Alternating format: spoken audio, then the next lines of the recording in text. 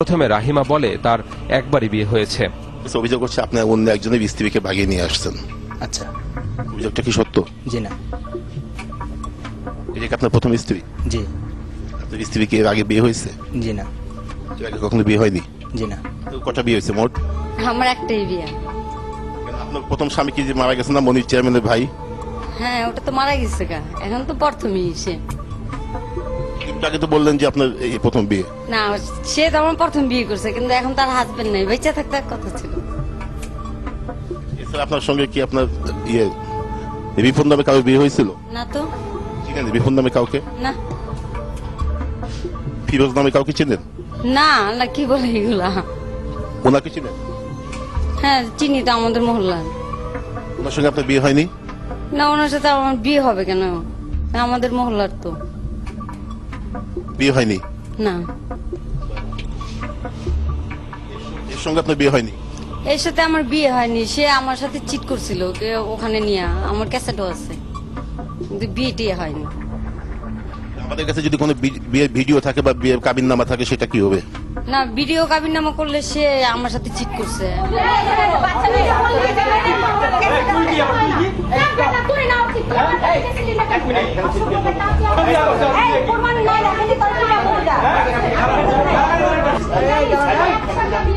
হইচই, চিৎকার আর বাধা বিপত্তির কারণে রাহিমা আর তার স্বামী রনির সব কথা ধারাবাহিকভাবে ধারণ করা সম্ভব হয়নি। তারপরও তাদের যেসব কথা ক্যামেরাবন্দী হয়েছে সেগুলোর উপরই একবার চোখ বুলিয়ে নেওয়া যাক। কতদিন সংসার করেছেন? আমি বসছি 11 মাস। না, কোনো কাবিননামা হয়েছে নাকি ওটা আম্মাকে জিজ্ঞেস করতে হবে। আমার আম্মা আসছিল, আমার আম্মা জাস্ট ওনাকে দেখায় বাসা নিয়ে দিছিল। আমার অর্থাৎ ওনাকে স্বামী পরিচয় দিয়ে বাসা নিয়েছিলেন? বাসা নিয়েছিলাম। তখন সে বলছিল যে মানুষজন যদি আসে কি বলবে, একটা কাগজ করে রাখা ভালো। জাস্ট এই সম্পর্ক ছিল, আর কোনো সম্পর্কই ছিল না ওনার সাথে। ইন্ডিয়ার রতন বাবুকে চিনেন? হ্যাঁ চিনি, আমার পার্টনার সে। হাবিবকে তালাক দিয়েছেন? হ্যাঁ, তার সাথে আমার ওই কাগজ, যে কাগজটা হয়েছিল, তখন আম্মারে কইছে আমি যদি বিয়ে করি তখন ওই লোক যদি আমাকে ডিস্টার্ব করে, তখন ওই যে আম্মা বলছে যে হাইকোর্টে যায় ই করে।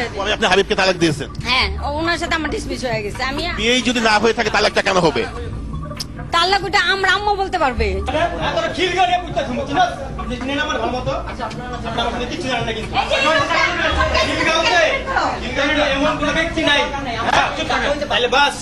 একটু আগে বললেন যে খিলগা নিয়ে পুঁতে রাখবেন, মানে এর আগে কতগুলো মানুষ পুঁতেছেন আপনি? না, এটা রাগের মাথায় বলছি।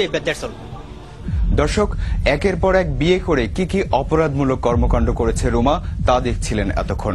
চলুন এবার জেনে নিই এ ধরনের অপরাধের ক্ষেত্রে আইনের ব্যাখ্যা কি।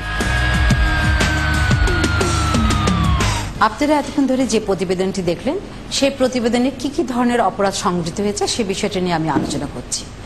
যদি কোনো ব্যক্তি তার পূর্বের বিয়ে গোপন করে পরবর্তীতে আরেকটি বিয়ে করে, তাহলে সে বাংলাদেশ দণ্ডবিধি আইনের 495 ধারা অনুযায়ী শাস্তি ভোগ করবেন। এই আইনে বলা আছে, যদি কোনো ব্যক্তি তার পূর্বের বিয়ে গোপন বা তথ্য গোপন করে পরবর্তীতে আরেকটি বিয়ে করে, অর্থাৎ যাকে বিয়ে করছে তার কাছে যদি তার সকল তথ্য না বলে থাকে, তাহলে সে 10 বছর পর্যন্ত যে কোনো মেয়াদে সশ্রম বা বিনাশ্রম, অর্থদণ্ড বা উভয়দণ্ডে দণ্ডিত হবেন। আমরা লক্ষ্য করছি ইদানিং অনেকেই তার পূর্বের বিয়ের কথা গোপন রেখে পরবর্তীতে যে বিয়ে করছে সেখানে সে ম্যারেজ রেজিস্ট্রির কাছে কুমারী বা কুমার উল্লেখ করছে, এবং এটা সম্পূর্ণ বেআইনি এবং শাস্তিযোগ্য অপরাধ। এই প্রতিবেদনে যে মহিলার কথা দেখানো হলো বা বলা হচ্ছে, সেখানে আমরা কিন্তু দেখতে পাচ্ছি অনেকগুলো কাবিননামা আছে যেখানে সে বিভিন্ন নাম উল্লেখ করেছে, কিন্তু একটি মূল নাম তার সবসময় রয়ে গেছে, এবং তার যে ঠিকানা সে ব্যবহার করেছে সেই ঠিকানা তো আমরা দেখতে পাচ্ছি যে মোটামুটি একই ধরনের ঠিকানা সে ব্যবহার করছে। যেভাবেই ব্যবহার করুক না কেন, যেভাবে নাম সে ব্যবহার করুক, কিন্তু ব্যক্তি যদি একই হয়ে থাকে এবং প্রমাণিত হয়ে থাকে যে এই ব্যক্তি বারবার বিয়ে করছে প্রতারণামূলকভাবে বিভিন্ন নামে এবং কাউকে ডিভোর্স না করে, তাহলে পরে তার শাস্তি অবশ্যই এই আইনে হবে। একই সঙ্গে আমরা একটা জিনিস খেয়াল করলাম, সেটা হচ্ছে যে কাজী যে দায়িত্বটা ছিল পুরো কাবিননামার প্রতিটা ঘর পূরণ করা, কিন্তু কাজী সেই কাজটি করেন নাই। কারণ তিনি যখন কাবিন রেজিস্ট্রি করছেন তখন প্রত্যেকটা ঘর তা পূরণ করা তার দায়িত্ব এবং কর্তব্য। এখানে 22 এবং 21 নম্বর ঘরটা খুবই জরুরি, যেখানে বলা আছে যে কোনো পুরুষ দ্বিতীয় বিয়ে করলে তার পূর্বে বিয়ে হয়েছে কিনা সেটা তাকে উল্লেখ করতে হবে, বা দ্বিতীয় বিয়ে করতে গেলে সেখানে সালিসি পরিষদের অনুমতি আছে কিনা সেটাও তাকে বলতে হবে। আমরা দেখতে পাচ্ছি কাবিনের এই ঘরটা ফাঁকা রাখা হয়েছে। সুতরাং কাবিনে এই ফাঁকা রাখার জন্য এখানে কাজী সাহেব তার দায়িত্ব কর্তব্য অবহেলা করার জন্য শাস্তিযোগ্য অপরাধ করেছে।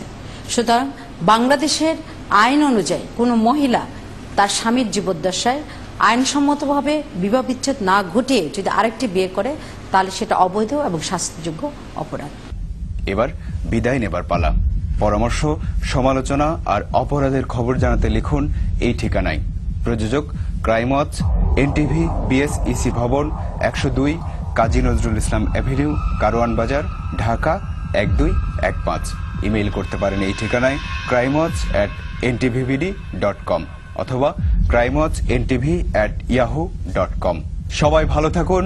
অপরাধ আর তার শেষ পরিণতি জানতে দেখুন ক্রাইম ওয়াচ।